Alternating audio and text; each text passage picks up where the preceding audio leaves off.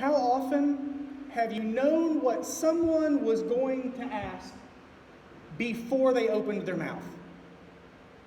How often have you known what someone was going to ask before they opened their mouth? If you see two guys on your doorstep in white shirts and long black ties, you know they're going to ask if you know Jesus, right? If you see a Girl Scout on your door, especially between a certain few months of the year, you know she's going to ask you to buy cookies. Before they even open their mouth, you know what is about to happen. Sometimes this can be good, sometimes it can be frustrating, but often we already know the question. Sometimes it's because we know someone so well. How often have you known a friend was about to ask for a favor? How often have you known a family member was about to ask for help? Just because of the look on their face or the circumstances, because you know them. Sometimes it's a stranger, but it's still predictable. When the phone number pops up, strange or unavailable, we know someone's probably going to try to sell us something before they even open their mouth. Sometimes you know the answer you're going to give as well. Sometimes you know the answer you're going to give before they even have a chance to give it. Girl Scouts? Yes. My answer is yes. Girl Scout at the doorstep. Hello, I'd like to. Yes. Others? No, thank you. No, not today. My no was ready before you knocked. Sometimes we want to help a friend. Sometimes we want to help a family member. But when we know the question already, when the question is so predictable, it's interesting how our answers also become predictable. We find ourselves looking for ways to say no before the question comes out. There are countless stories like this from church. There are stories of using alternative phone numbers to call volunteers so that they don't see the phone number calling them as the church, and they're not prepared to say no before you ask them to help with something. Done that one. Having youth call volunteers to ask them to help at church rather than the adults, because they're harder to say no to and they don't see the question coming. I've done that one. In desperation one year, I was serving as the interim associate at a church that when I started doing my internship had 2 full-time associates, along with me and the senior minister. I was low man in rank and lowest in the number of hours worked. One of the associates left, and while we were in the search process to replace them, the other one left. All of a sudden, it was just me filling in all the gaps. I didn't have time for people to say no, and I didn't have the energy to beg everyone I called. So I started my calls with, "Hi, this is Lee. I'm calling for God." It wasn't what they expected. It threw them off just a moment. The no they might have prepared was interrupted. In our story today, Samuel is called by God. Samuel doesn't seem to understand the call he's getting. Eli doesn't seem to understand the call that Samuel is getting. And I'm left with one big question. Really? Really? Last week we read the story of Hannah, Samuel's mother, bringing him as an infant and giving him to God at the temple, turning him over to Eli to raise as a Nazirite, as a gift to God. This child is old enough to be working in the temple, tending the flame at night, but not old enough to know the dedication his mother made for him at birth, not old enough to know his birth story, not old enough for the priest to have taught him anything about vocation, calling, and leadership. Really? A voice in the night, and neither the head priest nor the child dedicated at birth seemed to have a clue it could be God. Really? It seems strange there would be any confusion. It seems strange there would be any doubt. Isn't this a conversation that Samuel's been prepared for his entire life? He's been waiting on this moment. Eli has been waiting on this moment for Samuel. Isn't it strange? Isn't it strange? Samuel's been waiting for this his entire life. Eli's been preparing for this a huge chunk of his career. And in our story today, Samuel is called by God, and everyone's confused. Really? What if Eli didn't want Samuel to hear the call?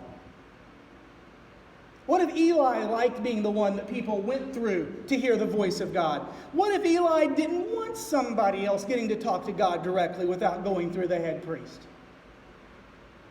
What if Eli saw his time ending and another young leader rising, and he didn't want to hear the call?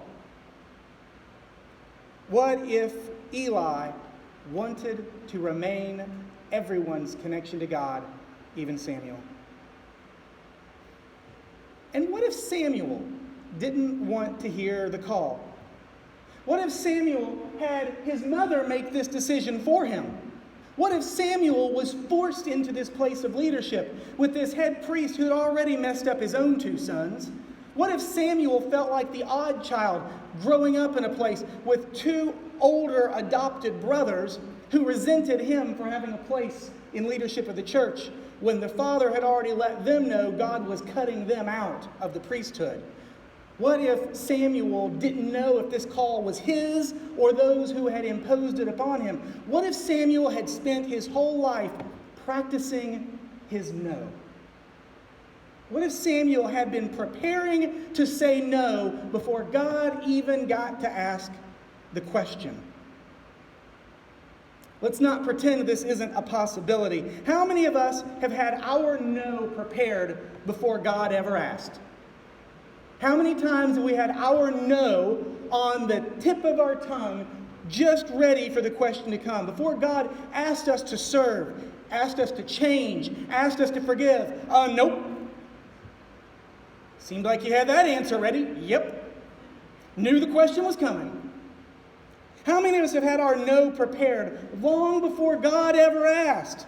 Before God asked us to trust, asked us to risk, before God asked us to make the big decision. Nope. Nope. No thanks. Have a nice day. How many of us had our no prepared long before God ever asked? Sometimes God ignored our no. Sometimes God overcame our no. And sometimes God is patient, waiting on our yes. Sometimes it's letting go of a hurt that weighs us down, keeping us from being free. Sometimes it's a new relationship when we felt our heart would never feel that way again. Sometimes accepting God wants us to do something with our lives that we're not sure we're ready for, that we're responsible enough for, that we're good enough to do. Sometimes it's a new way to serve at a later chapter in our life that we never saw coming. Are we holding on, gagging on our no, ready to spew it up as soon as the call comes? Do we hold on to that no, ready to share it before we ever hear the question? Or are we open to hearing God's question? Just hearing God out, hearing the question itself. Or are we pretending we can't hear? Are we acting like the coincidences of our life don't line up so clearly? Are we pretending that God's movement in our heart isn't having an impact on us? Are we open to hearing God's question? And when we do, are we willing to say yes? It doesn't mean we have to know all the answers. It doesn't mean we have to have it all sculpted and scripted out. But are we willing to hear the question? And are we willing to say yes? Over the years, I know I have wrestled with this question in my own life. I changed my major 3 times in college. I started out as a political science major thinking I would run for office and change the world because I was darn tired of waiting on the church to do it. I'd spent my life serving in the church. I'd seen injustices in the church, and I realized they weren't just in the church, they were other places. I would run for political office and fix all those problems, because that's how it works. I was about 3 months into college when I realized, if I'm going to do this politics thing, I'm going to have to wear nice clothes all the time and put shoes on. Time to change my major. So I thought, journalism. Journalists are the ones who report on it. They're the truth tellers. They're the ones who really get things done. They really shape the way the politicians vote anyway. I'll be a journalism major. And then I realized, I'm from Eastern Kentucky and I don't always grammar so good. My spelling isn't everything it should be. You know, S-P-I-L-I-N-G. Not my thing. I wasn't always as SMRT as the other kids. I realized journalism may not be the thing for me. So then I got into public relations as my major. And I thought, this is great. They're the creative people who convince the journalists what the really good stories are anyway. These are the people who are fixing all the problems that others don't see. They're the ones shaping the narrative, the marketers, the problem responders. This is where I need to be. I can be creative. I can also do some writing. I can do some shaping of the world around me. I can make a difference. I sat in my first public relations class with my professor, a sweet Jewish man who had worked as the fixer for multiple celebrities during the 70s and decided the business was too slimy. He got out of it and taught public relations and ethics at Chapman University. I remember Alan Levy saying, at its best, public relations is doing good things and then telling about it. Good things have happened, and we tell about it. At its worst, we're fixing problems, we're covering up mistakes, we're responding to a disaster, sometimes of a company's own making or a client's own making. But at its best, we are seeing good things and telling about it. Encouraging people to be their best and then telling about it. Encouraging social responsibility and then telling the story of it. And all that I could hear in the back of my mind, the definition of the gospel is the good news of Jesus Christ that we are called to tell about. I changed majors 3 times to avoid the church, and the Jewish professor sent me right back into it. Over 3 years in his classes, he assigned me projects, case studies on Habitat for Humanity, Red Cross, and others. I complained, how come I don't get to do Coca-Cola and Tylenol and Denny's? I mean, Denny's, that's a good juicy one. They keep screwing up every year. I want to do one of those corporate ones. And he said, Lee, you're not a shark. You're not a shark. Find where you're called to be. Changed majors 3 times to avoid the church. And everyone around me could see my call. They could see me wrestling with how to say yes when I was so busy saying no. When I was so busy saying no. I did not know yet how to live out my call. And it took me a long time to find it. And it's evolved and changed over the years. When I started out, I said, fine, God, I'll do this ministry thing. I will work with youth. I'll work with young people. But by God, I am never going to be a pulpit pastor. I will never sell out and be one of those senior minister preacher types that gets up front and thinks they've got it all figured out and just does the talky and that's all. Not going to be that. Here I am, Lord. Enjoy the laugh.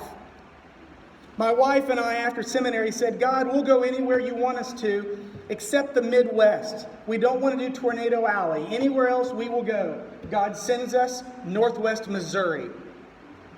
I don't know if you know that. That's where they actually fabricate, create, and ship out tornadoes to the rest of the country.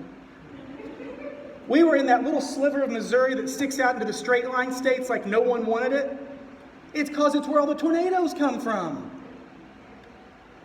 Yes, here we are, God. Send us and enjoy the laugh. It was while I was serving a local congregation as a youth minister back in Kentucky a few years later, though, when I realized God had changed my call. I was visiting kids, going to ball games. Attendance was all over the place. We were trying to figure out how to do youth ministry better because the old ways weren't working. As kids got busier, they couldn't all make it on the same day. What did we do? And I tried to figure out new ways to do it. And change was hard. And I realized I don't think I can change it from this spot. I don't think I can change it from where I'm sitting. And I also realized I think the church has changed, and I don't know how it's changed. I can't figure out how the church has changed. I can't see it from this spot. My wife took a church in Indiana, and I went along with no job. I went along with no calling, no idea what I was going to do. I was starting to write more. I was starting to create more curriculum. I was reading more about what other people were saying in the same place as me. Those who had been sitting in the church wondering what had changed and what had happened. I learned from them. I put myself at their feet. And I remember one of them saying, the only way we change the church is to change those who are in the pulpits. The only way we change the message, the way we change bodies of church is to put those who see the need for change in the places where they can control change, push change, encourage change, equip change. One of them even said, a bunch of youth ministers, a bunch of you faith formation people, you're going to have to take pulpits. You're going to have to show us that faith formation is lifelong.